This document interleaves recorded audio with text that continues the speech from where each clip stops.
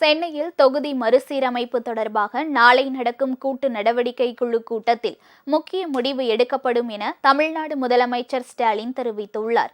இது தொடர்பாக அவர் வெளியிட்டுள்ள வீடியோ பதிவில், தொகுதி மறுசீரமைப்பு தான் இப்போது பேசு பொருளாக இருக்கிறது.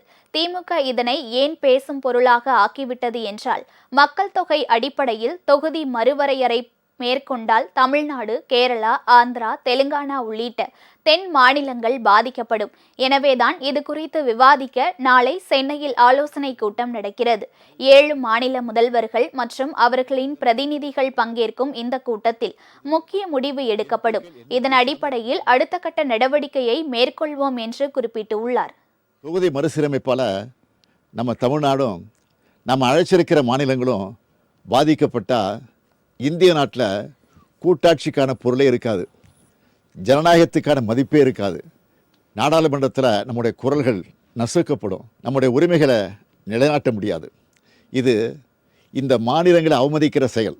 எனவே மக்கள் தொகையை கட்டுப்படுத்தி சிறப்பாக செயல்பட்டு நாட்டோட வளர்ச்சிக்கு பங்களித்த மாநிலங்களுக்கு ஒன்றிய அரசு தண்டனை கொடுக்கக்கூடாது.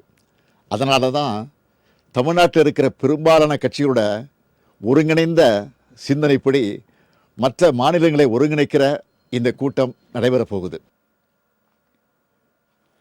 இதனிடையே சென்னையில் நடக்கும் ஆலோசனை கூட்டத்தில் பங்கேற்க கேரளா முதலமைச்சர் பினராயி விஜயன் வருகை தந்துள்ளார்.